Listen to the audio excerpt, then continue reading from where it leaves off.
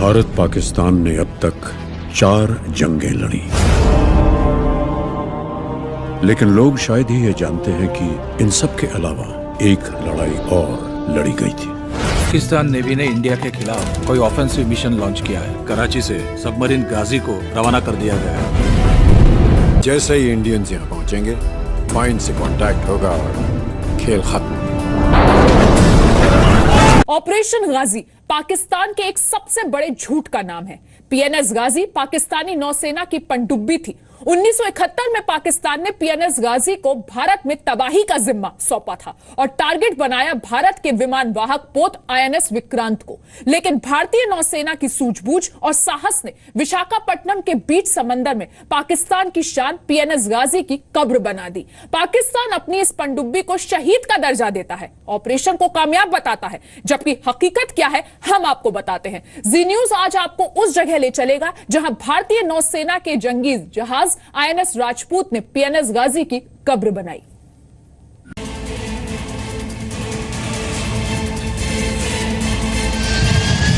उन्नीस 1971 का नवंबर महीना भारत और पाकिस्तान के बीच युद्ध तय हो चुका था। नौसेना पूरी तैयारी के साथ मैदान में उतरने के लिए बेकरार थी, लेकिन उसके सामने एक बड़ा खतरा था। भारतीय नौसेना के खुफिया सूत्रों ने आगाह किया था समंदर में छिपे पाकिस्तान के सबसे घातक हथियार के बारे में, जिसका नाम था पीएनएस गाजी, जो पाकिस्तानी नौसेना की सबसे ताकतवर पनडुब्बी थी। पाकिस्तानी नौसेना का ब्रह्मास्त्र था। अमेरिका से तोहफे में मिली ये टेंच क्लास सबमरीन भारतीय नौसेना के लिए अजेय थी। दुश्मन के पास हथियार खतरनाक था, लेकिन गाजी से भारतीय नौसेना को पुराना हिसाब भी चुकाना था। यह हिसाब था ऑपरेशन द्वारिका का। 1965 की लड़ाई में पाकिस्तानी नौसेना के 7 जंगी जहाजों ने एक साथ भारत की पौराणिक नगरी द्वारिका पर हमला किया था। ऑपरेशन द्वारिका पूरी तरह नाकाम रहा। पौराणिक मंदिर और नौसेना का रडार स्टेशन सुरक्षित रहे, लेकिन इस हमले ने भारतीय नौसेना के स्वाभिमान पर चोट की। जब वो उन्होंने द्वारका पे जाके उनके डिस्ट्रॉयर्स ने गोली चलाई, कुछ नहीं हुआ, एक गाय मरी। लेकिन द्वारका आप जानते हैं एक रिलीजियस प्लेस है, तो हमारी नेवी की बेइज्जती हो गई। तो एडमिरल नंदा ने कहा कि if there is a war again, Indian navy will not be found wanting. तो 71 में कराची चले गए। 1965 की लड़ाई में ऑपरेशन द्वारका के बाद भारतीय नौसेना का हर नौसैनिक पीएनएस गाजी को अपने व्यक्तिगत दुश्मन की तरह देख रहा था और उससे हिसाब चुकाने के लिए बेचैन था।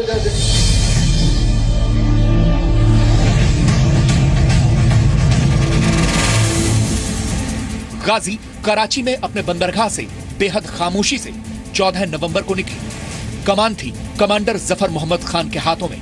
नौसेना और अफसरों को मिलाकर कुल 92 लोग इस पर सवार थे। मिशन था भारतीय नौसेना की सबसे बड़ी ताकत यानी एयरक्राफ्ट कैरियर आईएनएस विक्रांत को तबाह करना। वापस लौटने या संदेश भेजने की तारीख तय हुई थी 26 नवंबर।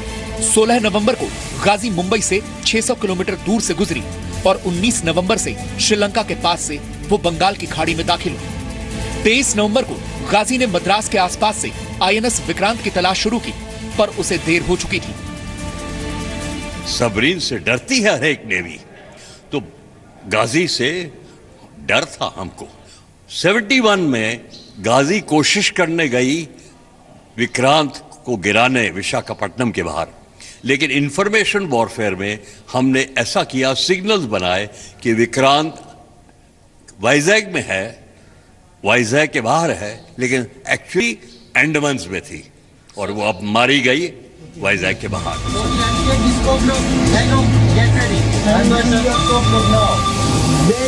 विक्रांत के बजाय उसका इंतजार कर रहा था भारतीय नौसेना का एक खतरनाक जाल। दरअसल आईएनएस विक्रांत को बेहद खामोशी से अंडमान में छिपा दिया गया था और अब दूसरे जंगी जहाज आईएनएस राजपूत को विक्रांत बनाकर गाजी को फंसाने की प्लानिंग कर चुके थे। भारतीय नौसेना को अब तक अपने सूत्रों से पक्की खबर मिल चुकी थी कि पीएनएस गाजी बंगाल की खाड़ी में आ चुकी है और उसका निशाना भारत का इकलौता विमान वाहक पोत आईएनएस विक्रांत। विक्रांत को बहुत सावधानी से गुप्त तरीके से ले जाकर अंडमान निकोबार पहुंचा दिया गया।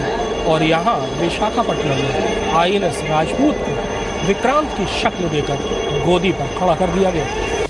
दुश्मन के जासूसों को धोखा देने के लिए विक्रांत की तैनाती के बारे में उस फ्रीक्वेंसी पर बात की गई जिनके बारे में अंदेशा था कि दुश्मन उन्हें इंटरसेप्ट करेगा।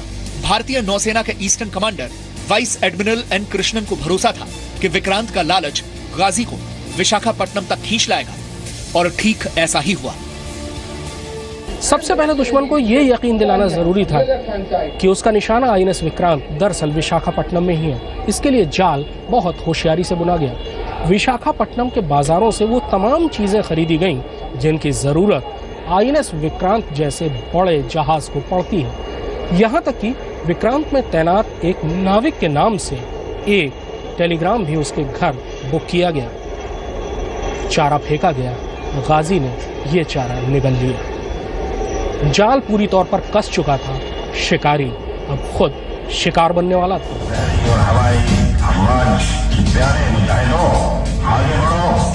3 दिसंबर को पाकिस्तान ने भारत पर हमला कर दिया। 3 और 4 दिसंबर की रात आईएनएस राजपूत विशाखापट्टनम बंदरगाह से बाहर निकला और पूरी तेजी से आगे बढ़ते हुए उसने खुले समंदर की तरफ रुख किया। थोड़ी देर बाद ही उन्हें समुद्र में हलचल नजर आई। साफ था कि किसी सबमरीन ने गोता लगाया था। उन्होंने तुरंत 2 भारी डेप्थ चार्ज समुद्र में गिराए, लेकिन एक भयानक धमाका हुआ। विशाखापट्टनम में प्रधानमंत्री का राष्ट्र के नाम संदेश सुनने के लिए जाग रहे लोग घबराकर घरों से बाहर निकल आए। आईएनएस राजपूत ने किसी निशान की खोज की, लेकिन उसे कोई सुराग नहीं मिला। इस वक्त ठीक 12:15 हो रहे थे। जब गाजी तबाह हुई कुछ पक्का नहीं था। मछुआरों ने, जिनको हमने 250-250 रुपए दिए, बताया आके कि ये लाइफ राफ्ट है, लाइफ बॉय है गाजी का। 5 दिसंबर को मछुआरों को तेल और कुछ दूसरी चीजें समुद्र में तैरती हुई मिली। तुरंत नौसेना के गोताखोरों ने समुद्र में 200 फीट नीचे गाजी को तलाश लिया, लेकिन सबमरीन में घुसना अब भी संभव नहीं था। उत्साहित नौसेना प्रमुख ने एक हवाई जहाज विशाखापट्टनम में तैनात किया ताकि सबूत मिलते ही उन्हें तुरंत दिल्ली भेजा जा सके। 7 दिसंबर को एक गोताखोर को सबमरीन में घुसने में कामयाबी मिली। वहां उसने तैरती हुई लाशों के बीच में गाजी के कमांडिंग अफसर की मोहर और हाइड्रोलिक करेक्शन बुक ढूंढी। वहां उसे गाजी की एक घड़ी भी मिली जो 12:15 पर रुकी हुई थी। ये वही वक्त था जब भारत के आईएनएस राजपूत ने समुद्र में हमला किया था। जगजीवन राम साहब ने जब ये सुना 4 तारीख और 5 तारीख को, उसने कहा मुझे सबूत चाहिए। 6 या 7 तारीख को एक हमारे लेफ्टिनेंट कमांडर नगरानी सबूत लेके गए दिल्ली। पार्लियामेंट में जब अनाउंस किया, क्योंकि गलती नहीं अनाउंस करनी चाहिए, कहीं गलती थी। जब हमने देखी गाजी है, गाजी नीचे समुद्र में, हमारे डाइवर्स ने देखा, पार्लियामेंट में तो क्या थंपिंग हुआ था। 9 दिसंबर को भारत ने पीएनएस गाजी की तबाही की घोषणा कर दी। अब भारतीय नौसेना का समुद्र पर एक छत्र राज था, क्योंकि भारतीय नौसेना की ताकत और समझदारी से समुद्र में पाकिस्तान की कब्र खोद दी गई।